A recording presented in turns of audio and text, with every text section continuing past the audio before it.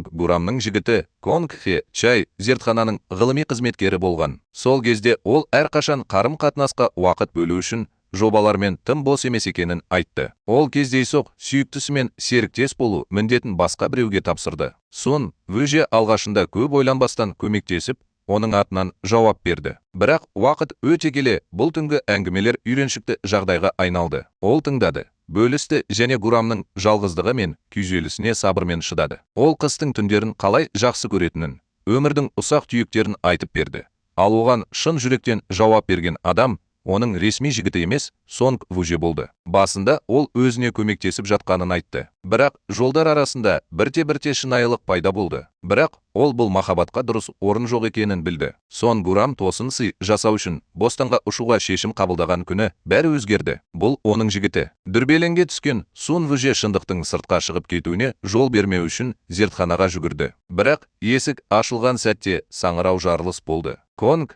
Хай әп сәтте қайтыс болды. Ал Сун Вүже ауыр жарақат алып, комаға түсті. Сонг Гурам алыстан жалынды көрді.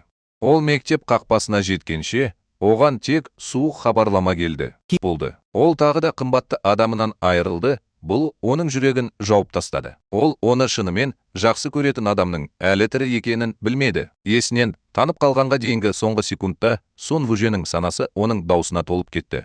Ол жіңішке жіп тәрізді. Оны өлімнің шетінен тартып алды. Ақыры ол оянды, бірақ есте сақтау қабілетінің бір бөлігін жоғалтты. Үйге оралып, 3 ай емделгеннен кейін, оның санасында ешқандай жақсармай, бір адам үнемі қайта-қайта пайда болды. Ол біреудің қайта-қайта қоңырау шалғанын естігенін есіне алды. Бірақ қанша тырысса да, оның кім екенін есіне түсіре алмады. Бірақ ол бұл адамның шын мәнінде бар жоғын, немесе бұл оның қиялы ғана екенін түсінуге тырысып, бұл бетті есіне түсіре берді. Белгісіздік оны азаптады. Содан кейін бір күні ол күтпеген жерден өзінің естеліктеріндегі Сонг Гурамды көрді. Оның жүрек соғысы әп сәтте қатып қалды. Ол оның өмірінің кілті сияқты оның артынан жүгірді. Ол жақындауға тырысқанда, кенеттен жаңа жылдық отшашу аспанды жарқыратып жіберді. Үйге жұмысқа оралғанда, Сун Вүже өзінің жалғыздығынан ләззат алып, мақсатсыз қаңғып жүрді. Ал Сонг Гурам кафеде жұмыс істеп, сән дизайнын жасап жатқан. Қарт иесі оған сол жерде жұмысқа тұруға кеңес берді. Кездейсоқ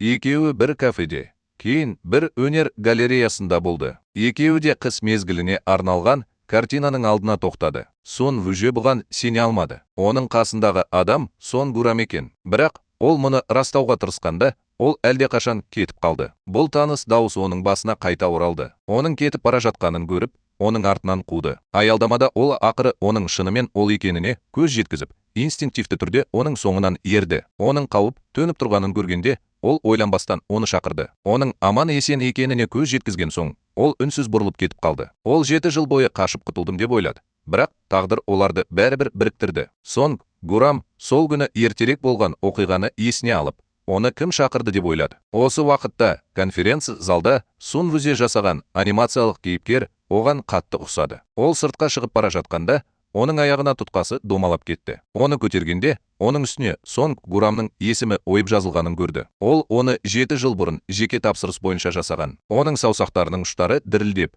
жүрек соғысы оның құлағына еріксіз соғылды. Дәліздің соңында аяқ дыбыстары естілді. Біреу жақындап келе жатып, ырғақты түрде еденді қағып, әр дыбысты оның қатты соғып тұрған жүрегі басып қалды. Ол бірдеңе айтып тұрғандай болды. Бірақ ол оны ести алмады. Жарылыс оның бір құлағын есту қабілетінен айырды. Ол дәретханаға тығылып, бетіне қайта-қайта суық су шашып жіберді. Бірақ бұл оның ішіндегі бейберекетсіздікті жоя алмады. Жағдайды одан сайын қиындатқан нәрсе, ол серіктес компанияның бас дизайнері болды.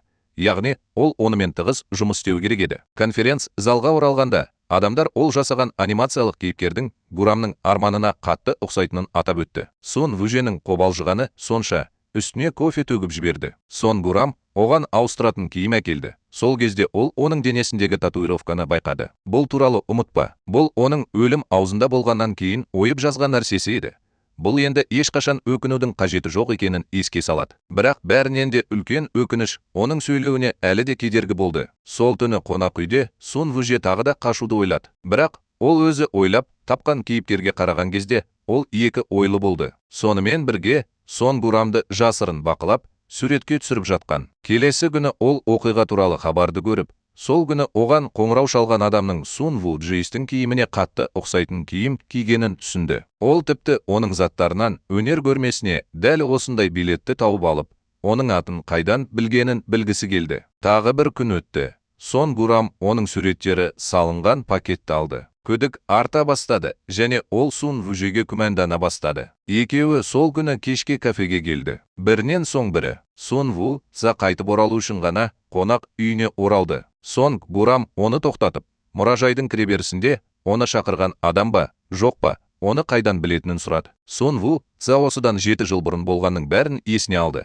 Көздері қызарып кетті, бірақ ол тек ештеңе жасырмайтынын айтты. Сон Гурам неліктен оның соңынан ергенін сұрап, оны білуге ешқандай мүмкіндік жоқ екенін айтып, табандылық таныта берді. Ол оның ақпарат жинау үшін оны аңдып жүргеніне көз жеткізді. Бұған жауап ретінде Сун Вудже өзінің компаниясының веб-сайтындағы көпшілікке арналған профилін көрсетіп, кешірім сұрады. Сонда да Сон Гурам бұл суреттерді кім түсірді деп ойлауын тоқтатқан жоқ. Кенет Сон Вудже оны қайта шақырды. Бұл жолы ол нағыз қуғыншыны байқады. Екеуі ер адамның соңынан қуды. Бірақ қуғыншы Сон Гурамға шабуыл жасамақ болды. Инстинктивті түрде Сон Вудже оны қорғау үшін оның алдына шықты. Полиция бөлімшесінде ол жағдайды сабырлы және кәсіби түрде талдап, тіпті нәзік тұспалдар арқылы бейнежазбаның егжей-тегжейлерін анықтады. Ол ғылыми білімі бар адам сияқты еді. Алайда Сон Гурам жарақатының нашарлағанын байқамады. Ол бұл туралы білгенде, оның жарасын емдеу үшін ауруханаға баруын талап етті. Қарызын сезініп, ол оны қайтарғысы келді, ал сіңлісі оны кешкі асқа шақыруды ұсынды. Әпкесінің мұндай әрекетке бармайтынын білген ол, ең болмағанда, ризашылық білдіру үшін оған киімінен бірдеңе беруді ұсынып, ұсынысын өзгертті. Келесі күні Сун Вуженің киімін ала салысымен кенет жаңбыр жауа бастады. Сон Вуже онымен араласқысы келмеді, бірақ бәрібір қол шатырын түсіріп алды. Оны ашқанда, оның сынғанын түсініп, ыңғайсызданып, жабуға тырысты. Осы кезде ол бұрынғы әріптесімен бетпе-бет келіп, кетуге сылтау айтып, басқа қолшатыр алу үшін Сун Ву Цзаның соңынан бөлмесіне кірді. Өкінішке орай, әріптесі жалғыз қолшатырды алып үлгерді. Әріптесі қайтып келіп, Сон Гурамды бірге кешкі асқа шақырғанда, Сун Ву Цза оны тез шығарып салды. Осы кезде қарт кафе иесі ауырып қалды.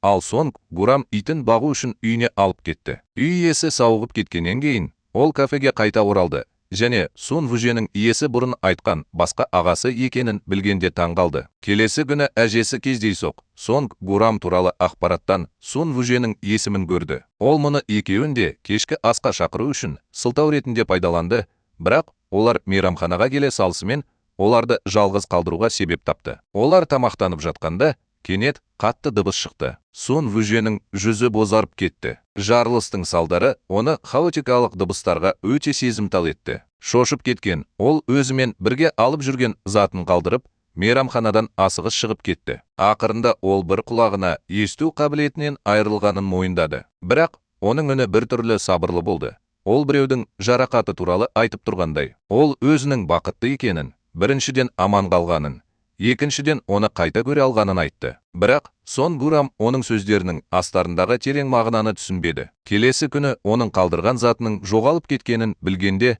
ол шошып кетті. Ол бұл туралы сұрау үшін мейрамханаға қайта жүгірді. Бірақ оның қайда кеткенін ешкім білмеді. Ол күтпеген нәрсе, бір кездері Конг Хе Чай одан кездейсоқ осы тағамды таңдауды сұраған. Ол оны мұқият таңдап алды. Тіпті оған өз атын ойып жазды. Конг Хе Чай қайтыс болғаннан кейін Сон Гурам өмір сүруге деген ерік жігерін жоғалтты. Дәл осы тақырып оның өмірге деген үмітін қалпына келтіруге көмектесті. Кафеге қайта оралып, қарт иесінің жұбататын сөздерін тыңдаған соң, Сон Ву Че ақыры көңіл күйін жинап, сыртқа жүгіріп шықты. Менің ойымша, мұндай жағдайда екі адам бір-біріне кішігірім сыпайылық танытып, қарапайым және қызықты сәттерді, ең болмағанда, келесі көктемге дейін бөлісе отырып, біртіндеп қарым-қатынас орната алады. Бірақ сіз бірдеңені жоғалтып алудан қатты қорыққан кезіңіз болды ма? Сіз барлық мүмкін әрекеттерден бас тарттыңыз ба? Гурамның әні дәл солай болды. Ол қаншалықты көрнекті болса да, ол ешкімнің өзіне жақындауына жол бермей, өзін мықтап ұстады. Сондықтан Сун Вуже ақыры мойындауға батылдық танытқанда,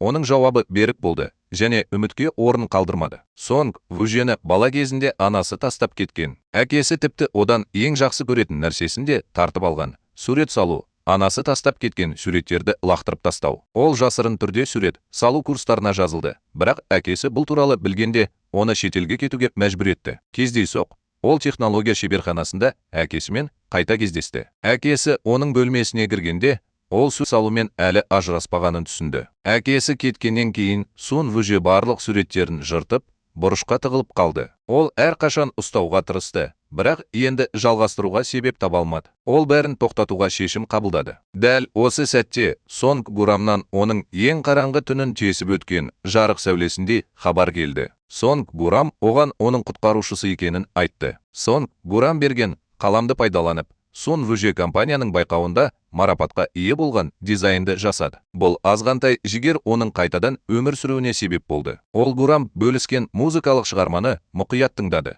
Тіпті оның әлеміне жақынырақ сезіну үшін ол айтқан тағамдарды қолданып көрді. Бірте-бірте бұл бір кездері кішкентай әлем өсе бастады. Бірақ қазір Гурамның бір кездері жарқын және көңілді әні өзгерді. Ол жиі жылап, жасырынып, бұрынғыдай жарқырамайтын. Сун Вүже оның тірегі болғысы келді. Оны қайтадан күлдіргісі келді. Ақырында ол оған ашық түрде жақсы қарым-қатынас жасай аламын ба деп сұрауға батылы жеткенде, оның жауабы жоқ деп жауап берді. Жоқ. Неге? Мен саған бергенімді қайтарғым келеді. Шынымды айтсам, мен ешқашан ешкіммен байланысуды жоспарлаған емеспін. Сун Вүже бір қадам артқа шегінді. Сонг Гурам әлі де қашықтықты сақтай отырып, бас тартты. Ақырында Сун Вүже жай ғана басын изеді. Мен түсінемін. Мен шынымен түсінемін. Онда мен кетемін. Ол бұл сөздердің кесірінен Сонг Гурамның бірнеше күн бойы одан аулақ болатынын түсінбеді. Үйге келген соң, Сонг Гурам өзін толығымен оқшаулап, өзін шағын бөлмеге қамап тастады. Осы уақытта Сун Вүже кафеге қайта оралып,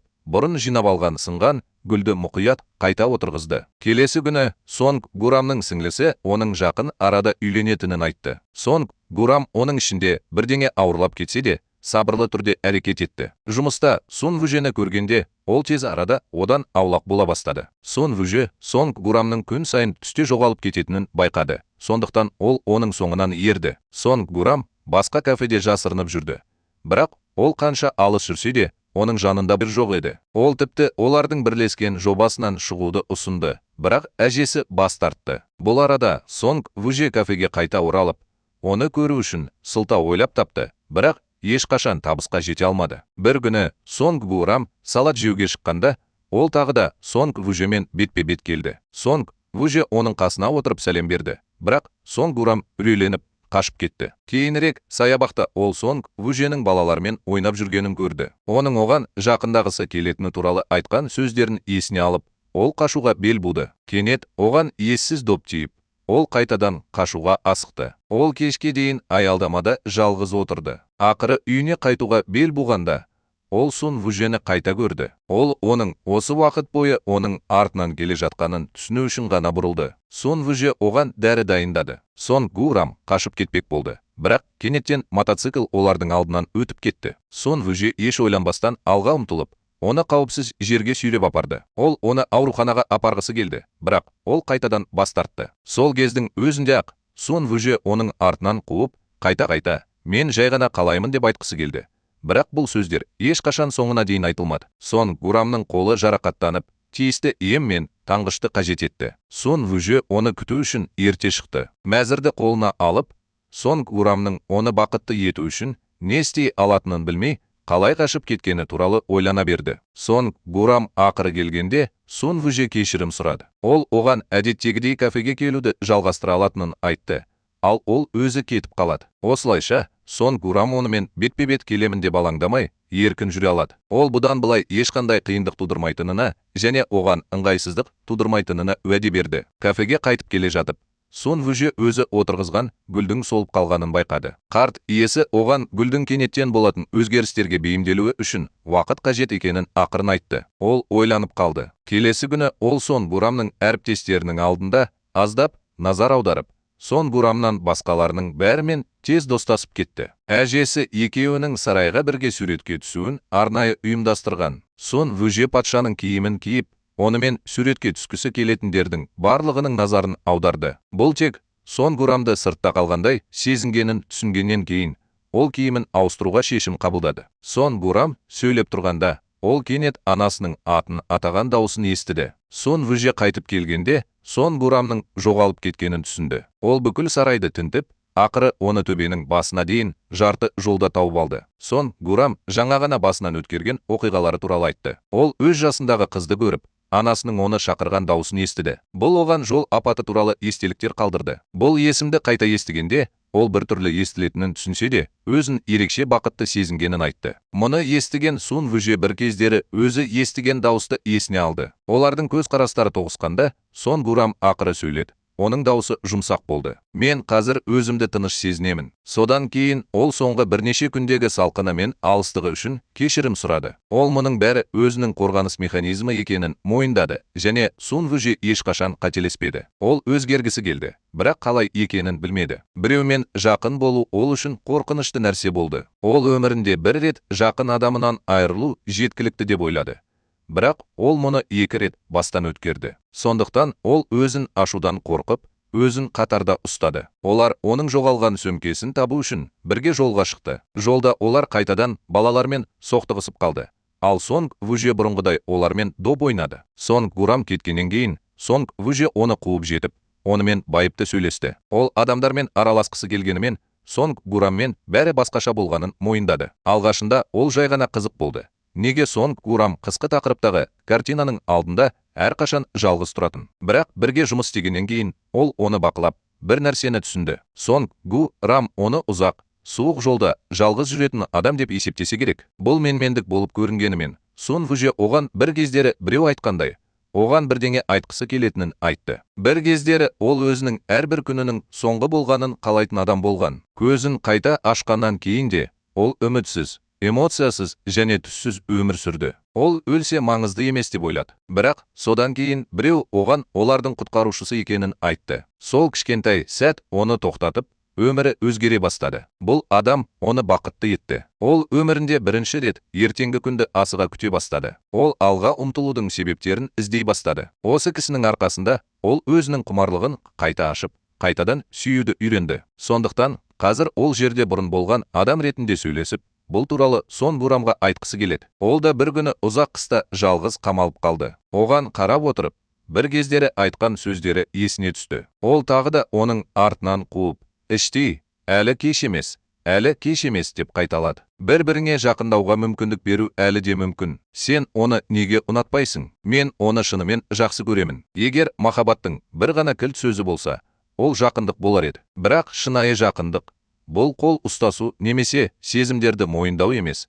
Басқа адам ең осал кезде басқа жаққа қарамау. Мұның бәрі фаралардың жарқыраған жарығынан басталды. Осы кезде Сон Вүженің әлемі кенет терезе ашылғандай қатып қалғандай болды. Ал Сонг Гурамға келсек, оның жүрегіндегі бір нәрсе өзгере бастады. Сон Вүже психологқа барды. Бірақ дәрігер оған тек 2-3 жауап берді. Егер ол шынымен де естеліктерінің екінші жартысын түсінгісі келсе, онда Сон Гурам анықтама болуы мүмкін. Дәрігер оның жадында әлі ашылмаған бөліктері болса, олардың байланысы ол ойлағаннан да тереңірек болуы мүмкін деп болжады. Ол бұл туралы ұмытып кетті. Бұл ой оның жүрегіне тыныш еніп кетті. Сынақ мерзімі ресми түрде басталғанда, Сон Гурам рух жинап, кафеге қайта кірді. Қарт иесі жылы жымиып, мыжылған жүзінен жеңілдік сезінді. Сон Вүжеға келсек, оның ойында бір ғана ой бар еді. Сонг Гурам бақытты болғанша, оның артында үнсіз тұру керек болса да, ол бәрін жасауға дайын болды. Бірақ бақыт ол үшін ешқашан оңай болған емес. Айналасындағылар Сон Вүжедің сыртқы келбетіндегі емес, эмоциясындағы өзгерістерді байқай бастады. Енді оның бойында жылулық, сондай ақ осалдық бар. Келесі күні Сон Вүже Сонг Гурамды алып кетуге таксимен келді. Олар бірге кетіп бара жатқанда, әжесі олардың соңынан еріп, ақыры оның айтқанына сенді. Олардың арасында шынымен де ерекше нәрсе болды. Сонг Вүже өзінің алғашқы көктемгі серуеніне аттанған адамдай толқып кетті. Ол өзі үшін құнды нәрсені алып, оны Сонг Гурамға сақтауға мұқият тапсырды. Оны 3 күннен кейін Сеулге бірге қайтқанда қайтарып беруін өтінді. Сол кезде маған ол болашақта өз орнын мұқият сақтап қалғандай көрінді. Қайтар жолда олар кездейсоқ адамдардың өзен жағасындағы отшашуды тамашалауға өте ыңғайлы жер туралы айтқанын естіді. Сон Гурамның күлкісі оның бетіне әп-сәтте қатып қалды. Естеліктер толқындай су астында қалды. Көп жылдар бұрын болған отшашу ата-анасының көлеңкесімен араласып кетті. Бір кездері қуанышты болған нәрсе қазір ауыр және азапты нәрсеге айналды. Мұны сезген Сун Вуже жауап беруді талап етпеді. Оның орнына ол оны жай ғана тартып алып, қашып кетті. Тудың орнына ең жақсы нәрсе оның бір сәтке болса да қашып кетуіне көмектесу. Келесі күні Сон Гурам түрлі түсті торттарға ақымақтықпен қарады. Олар оған өткеннің кілті болып көрінді, бірақ олардың ешқайсысы бір есікті аша алмады. Әжесі кенеттен қоңырау шалып, киімдерін жеткізуді өтінгенде, ол Сун Вуже келген сәтте такси таба алмады. Ол көлікке отырды,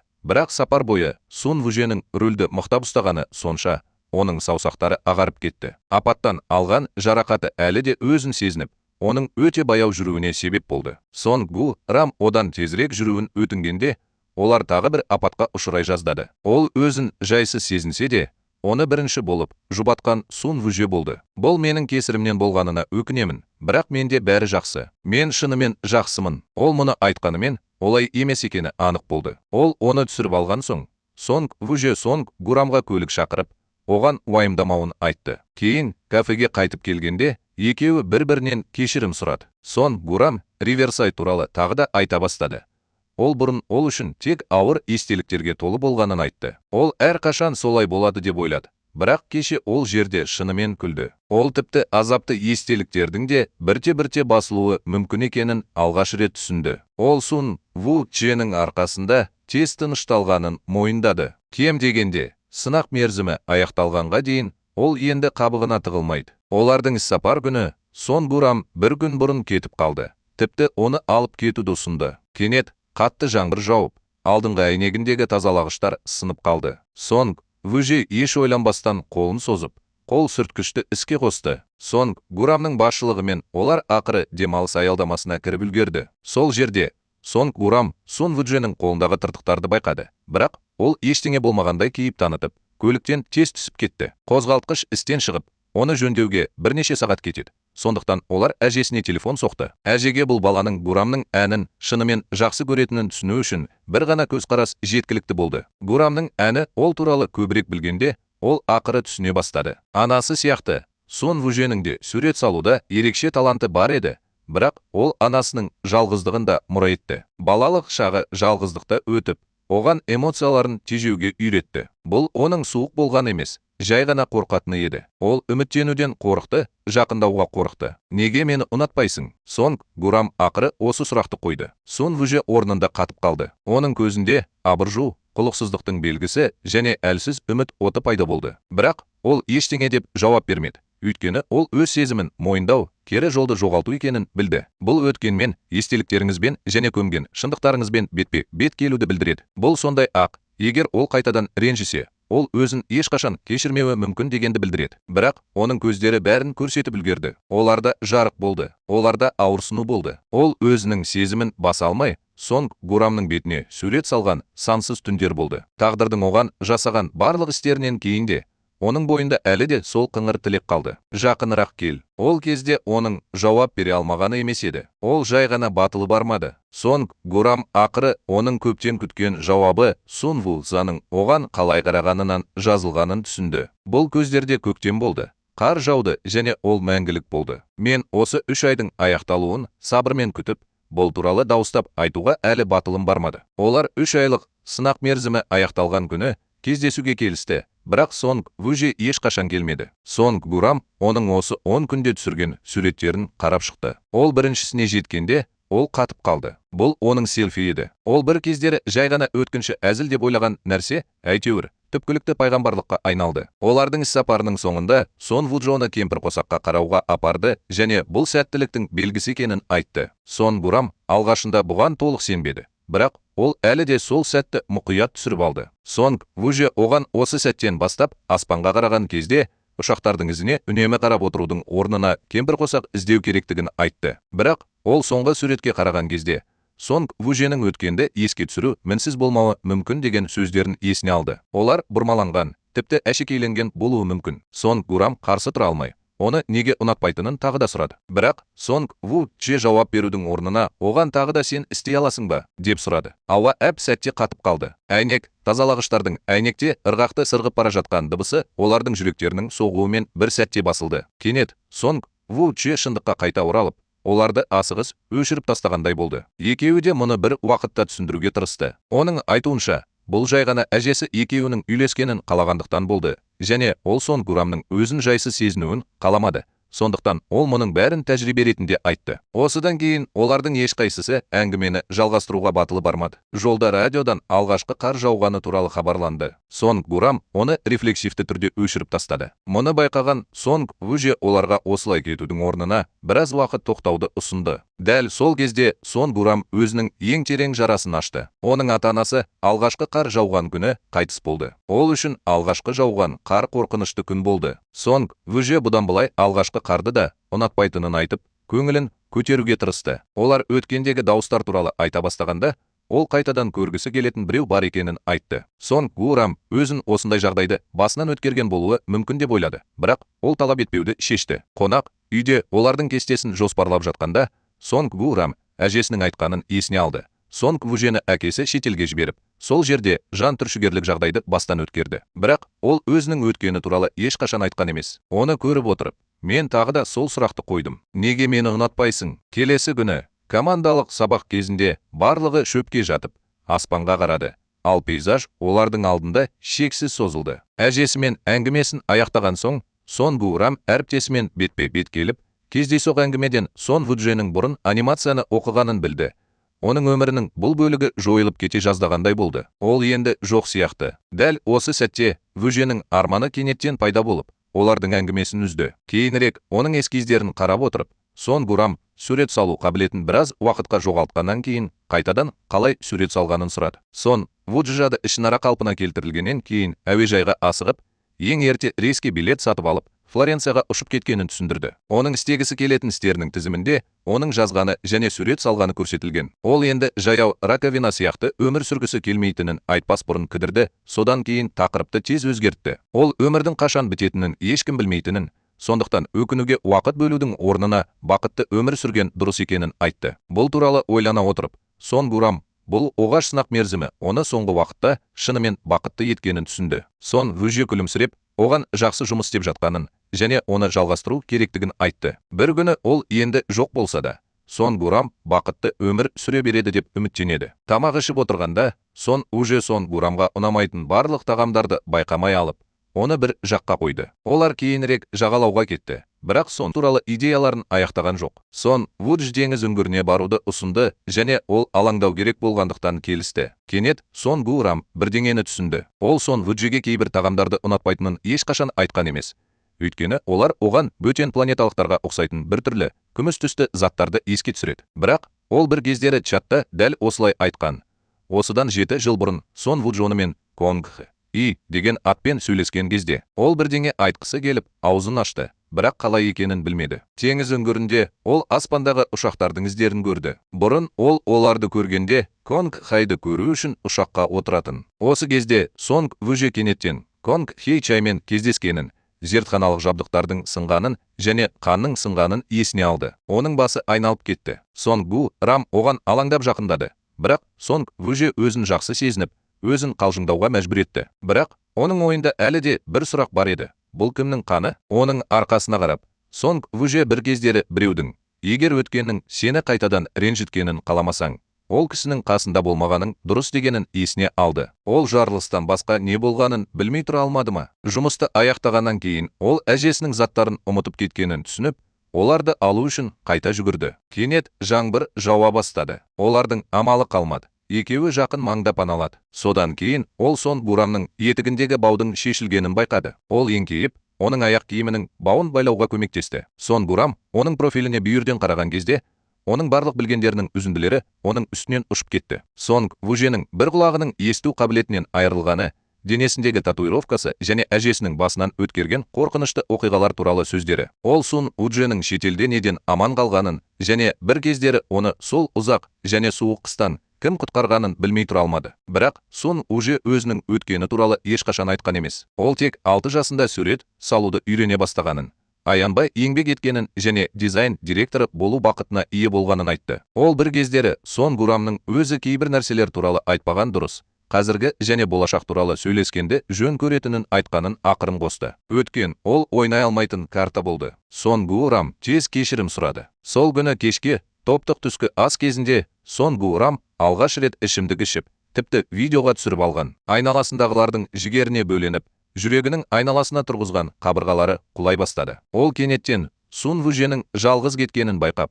оның артынан қуды. Сыртқа шығып бара жатып, ол өзіне қатты байланған қаламды қайтадан көтерді. Ол мұны көп жылдар бойы пайдаланғаны үшін бе, әлде оны өзіне сыйлаған адам үшін бе білмейтінін мойындады. Мүмкін, бұл адам қайтыс болғандықтан, ол онымен ажыраса алмады. Ол әлсіз күлімсіреп, бұрын бұл қаламды қайтару үшін бәрін жасайтынын айтты. Бірақ ол қазір өзін бақытты сезінді. Маған олар шынымен жақындай түскендей болды. Ол Сун Вужеге онымен танысуды талап еткені үшін, оның жабық жүрегін қайта-қайта соғып, ақыры тығылуын тоқтатқанға дейін алғысын білдірді. Сон Вуже оның қолынан бірдеңені алып, оның жұп немесе тақ екенін болжауды өтініп, ойнақы сілкінді. Егер ол дұрыс болжаса, ол оған бәрін айтып беруге уәде берді. Сон Гурам дұрыс болжады. Сон Гурам сөйлемекші болған кезде, ол кенеттен мас күйінде есінен танып қалды. Сон Вуже оның есігінің алдында ұзақ тұрды. Шуды естігенде, ол есікті итеріп жіберді де, естеліктер оның үстінен толқын сияқты ағып кетті. Ол бір кездері басқа біреуден сүйіктісінің қасында болуын өтінген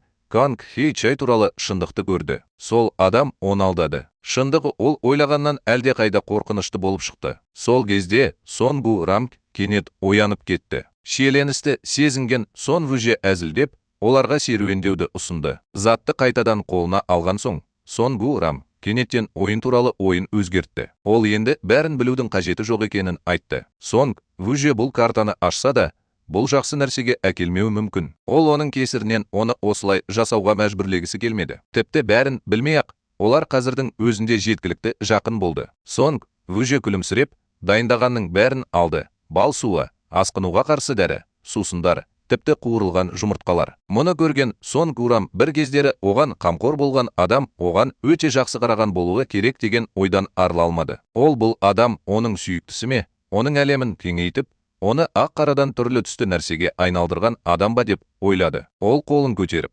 оған ойнақы түрде бестік бергісі келді. Ол толық түсінбеді, бірақ бәрібір сезінді. Сол рухта жүре бер. Олардың жұмысы аяқталып, ажырасатын уақыт келгенде, олар уәде берді. 10 күннен кейін, сынақ мерзімінің соңғы күні, олар қайтадан кездесіп, бірге пицца жейді. Кетер алдында, Сон Вуже оған күн сайын үй тапсырмасын беріп, оны бақытты ететін нәрселердің бір суретін түсірді. Бақытты. Ол сондай ақ, олар ажырасқанға дейін оған тағы бір кемпір қосақты көрсетті және барлығы бірге топтық суретке түсті. Үйге оралғанда Сон Гурам айды суретке түсірді. Әжесі оның күні қалай өткенін сұрағанда, ол ештеңе айтпады. Бірақ Сон Вуженің оған жіберген кемпір қосақтың суретін алған кезде, ол шабыттанып қалды. Ол дизайнын аяқтады. Ал әжесі өте риза болды. Көп жақсартуларының мақұлданғанын растады. Ол тіпті өзінің анимациялық кейіпкерін осы сәттерден шабыттанған бөлшектермен толықтырды. Ол мейрамхананы алдын ала таңдап алып, осы сәтті асыға күтті. Міне, уәде етілген күнде келді. Ол күн сайын үй тапсырмасын орындайтын. Кафенің ескі қожайыны оған фотоаппарат сыйлаған адам,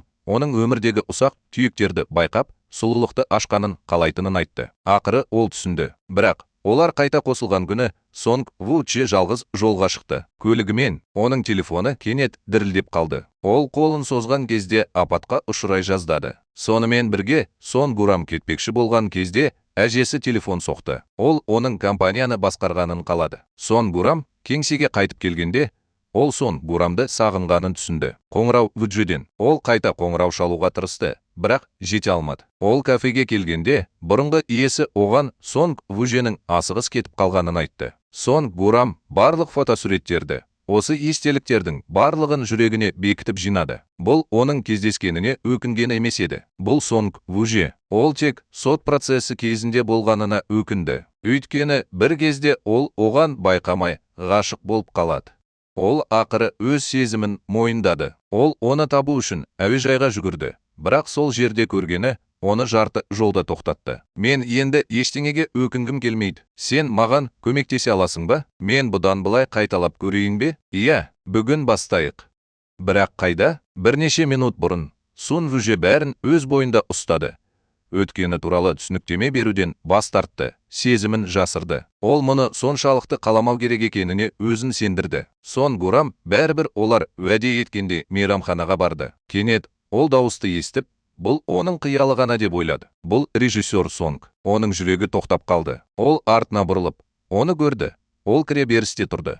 Тынысы тарылып, осында жүгіріп келе жатқандай болды. Сенде бәрі жақсы ма? Мен әлі де аздап ауырып тұрмын. Бірақ мен жақсымын. Сонг Гурамның орнында тоңып қалғанын көргенде, Сонг Вүже оны көргенде ыңғайсызданып қалуы мүмкін деп ойлады. Бірақ шынымды айтсам, Сонг Гурамның қуанышқа кенелгені сонша, ол оны құшақтау үшін алға ұмтыла жаздады. Бұл сөздер оның аузынан шығып кетті. Бірақ ол әдетте бір-бірімен дұрыс емес амандасқанын есіне алып, екіленді. Ол ыңғайсыз түрде жағдайды өзгертуге тырысты. Тіпті әзілмен оның орнына салто жасай алатындай кейіп танытты. Бірақ ол аяқтамай тұрып, Сонг Гурам алға басып, оны қатты құшақтады. Сол күні ол ақырында өзін ұстаудан да маңыздырақ нәрселер бар екенін түсінді. Бұған дейін жұмыстан қайтып келе жатқанда, Сон Вүдж жол апатына ұшырап қала жаздады. Есін жиған бойда телефон соғылды. Жобада мәселе туындады, және ол дереу шетелге оралуға мәжбүр болды. Ол әуежайға асығып бара жатқанда, Сон Гурам әжесінің кеңсесіне шақырылып, оның қоңырауын жіберіп алды. Ұшақ ұшып кете жаздады. Ал Сун Вүдженің ұшақ режиміне ауысудан басқа амалы қалмады. Сон Гурам кейінірек оның шетелге кеткенін білгенде, ол жобаның тоқтатылғанын да білді. Сынақ мерзімі дәл осылай ескертусіз аяқталды. Келесі күні әжесі жобаның тоқтатылатынын ресми түрде хабарлады. Компаниядағылардың бәрі бұл туралы талқылай бастады. Кейбір әріптестер Сун Вүдзаның бәрі реттелгеннен кейін міндетті түрде оралатынын және мұндай кенеттен тоқтату оған мүлдем ұқсамайтынын айтты. Мүмкін ол тіпті тосын сыймен оралатын шығар. Адамдар барлық мүмкіндіктерді елестете бастады. Материалдарды қарап отырып, Сон Гурам кенеттен өзінің дизайнерлік жұмысын көріп, қатып қалды. Әріптесі оны уайымдама, Сун Вүже қайтып келеді деп тыныштандырды. Егер ол онымен байланысқа шықса, ол бұл туралы бәріне хабарлауы керек. Осы сөздер айтыла салысымен оның телефоны шырылдады. Оның жүрегі дүрсілдеп кетті. Бірақ ол емес еді. Бұл жай ғана жаңа нөмірі бар әріптес еді. Ол телефонының дыбыс деңгейін барынша арттырды. Тіпті ыдыс аяқ жуып жатқанда да оны қолынан шығармады. Тіпті екі ел арасындағы уақыт айырмашылығын тексерді. Бірақ бірде бір хабарлама келмеді. Ол өзі де байқамай, үстелінің басында ұйықтап қалды. Ол оянғанына 10 күн болды. Ол өзін ақымақ сезінді. Телефонындағы Сун Вүженің суреттеріне қарап, ол жалғыз өзі күтпегенін түсінді. Кафе иесі, қалғандары, бәрі таныс фигураны қайта көреміз деп, күн сайын есікке қарап отырды. Үйде апалы сіңлілер арасында шиеленіс күшейе түсті. Ұсақ түйек түсініспеушіліктерге байланысты ұрыс-керіс пайда болды. Тіпті Сон Гурамда бұл таныс дауысты қайта естігенін байқады. Бірақ бұрылып, оның ол емес екенін түсінді. Осы сәттен бастап, ол әдеттегі орнында отыруды қойып, оның орнына терезеге жақындады. Қалғандары да сол жерге жиналып күтті. Бірақ ол ешқашан оралмады. Сайып келгенде, Сон Гурам бұған көнді немесе, ең болмағанда, өзін кішіпейіл етіп көрсетті. Ол телефонындағы тұсқағазды ауыстырып, өзін әдеттегідей ұстауға тырысты және өзіне бәрі жақсы екенін айтты. Бірақ ол кафеге қайта оралып, ескі орнына қайта отырғанда, бос орын анық болды. Иесі жобаның аяқталғанын және Сун Вүженің енді қайтып келмейтінін естігенде, оның көзіндегі жарық сөніп қалды. Содан кейін Сун Вүже мүлдем жоғалып кетті. Ол демалысқа шығып, барлық байланыстарын үзіп, жоғалып кетті. Осы уақытта Сон Гурамның әжесі ауруханаға қайта тексерілуге кетті. Киім мәселесі туралы қоңырау түскен соң, ол асығыс кетіп қалды. Мәселені шешіп болған соң, ол көшеде жалғыз жүрді. Ол бұрын соңды ойлап тапқан ең алғашқы киімін көргенде, оның көз жасы тоқтаусыз ағып кетті. Сон Гурам кездейсоқ өтіп бара жатып, таныс фигураны байқады. Ол оны іздеуге шықты, бірақ ештеңе таппады. Ол үйге келгенде, оның екі сіңлісі диванда ұйықтап, оны күтіп тұрған. Әжесі оның күні бойы қайда екенін де сұрамаған. Ол келесі жолы демалысқа шыққанда, бала сияқты абайсызда әрекет етпей, тиісті процедураларды орындауын ғана еске салды. Оның садағын қалай тартып алғанын байқаған әжесі мұны түсінгендей болды. Бұл оның бәрін тоқтатудың жолы болды. Сун Вүже бір кездері өзін қысқы тұзаққа түскен адамдай сезінгенін, бірақ ол тұзаққа түскісі келмейтінін айтты. Ол тезірек сауығып кеткісі келді. Бірақ ол не істесе де, не қараса да, ол туралы ойлай берді. Ол оның артында қалдырған тізімін тауып алды, және егер ол онда жазылғандардың бәрін орындаса, ол ақырында бәрін шынымен жібере алады деп ойлады. Сондықтан ол осы тізімдегі барлық нәрсені орындап, қаланы аралап шықты. Бірақ қандай да бір себептермен оған бәрі қызықсыз болып көрінді. Бір кездері оған осылай істегенде қызық болып көрінген нәрсе енді ол жалғыз қалғанда бос болып көрінді. Әжесі оған мүмкіндіктердің одан қашып бара жатқанын айтып жатты. Егер сен оларды бүгін ұстай алмасаң, ертең олар жоғалып кетеді. Ол барып оны іздеуді ұсынды. Бірақ Сон Гурам олардың қарым-қатынасы онша жақын емес деп есептеді. Ол қазірдің өзінде кететінін айтты. Ол мұны күткеннен сәл ертерек жасады. Сондықтан ол ешкімге жақындағысы келмеді. Өкінбейсің бе? Бұл туралы әжесі сұрады. Ол оның жауабын бұрыннан білетін. Өкінесің бе? Мен шынымен өкінемін. Егер ол оның тезірек кететінін білсе, бәрі жақсы болар еді. Ол өкінетінін мойындады. Бірақ біраз кідірістен кейін онымен кездескеніне өкінбейтінін айтты. Садақтың көмегімен ол оған тигеннің бәрін жауып тастады. Содан кейін кенеттен оның телефонында толық ай туралы уәде деген ескерту пайда болды. Сонымен бірге ол кездесуді тоқтатуды жоспарлаған, бірақ содан кейін онымен бірге баруға болатынын айтты. Ол мейрамханаға жалғыз барды. Осы уақытта демалысқа шыққан әріптесі асығыс кетіп қалды. Ол оның тастаған орамалын алып артынан жүгірді. Ол одан оны өзіне ұстауын өтінді. Осы кезде қар жауа бастады. Ол оған хабарлама жіберіп, жақын арада оралатынын және толық ай күні міндетті түрде сонда болатынын айтты. Бірақ ұшақ режимінде бұл хабар жіберу сәтсіз аяқталғаны туралы хабарландыруда бір жола тұрып қалды. Шетелде Сун Вүже бірінен соң бірі кездесуге қатысып, басқаларды шақырып, жоба ақыры жалғасқанша сценарийлерді қайта қарады. Оның қолы босамағаны сонша телефонын зараттауды уақытты ұмытып кетті. Тамақтанып болған соң атасына хабарласты. Осы кезде Сонг Гурам білмей мейрамханада ұйықтап қалды. Ол кетіп бара жатқанда, оның әуежайдан қалай оралғанына таң қалды. Тіпті багажын өзімен бірге алып кетпеді. Сонда ғана Сун Вүже өзінің жүгін әуежайда қалдырғанын түсінді. Ол оның артынан жалғыз кетті. Өкінішпен өмір сүргісі келмей, Сон Гурам оның соңынан әуежайға дейін барды. Ақыры Сун Вүже өзінің шынайы сезімін мойындап, оны құшақтау үшін алға қадам басты. Ақыр соңында олар бір-біріне өкінуден және сағынудан қорықты. Және сынақ ретінде басталған бұл қарым-қатынас тыныштықпен алмастырылмайтын шынайы нәрсеге айналды.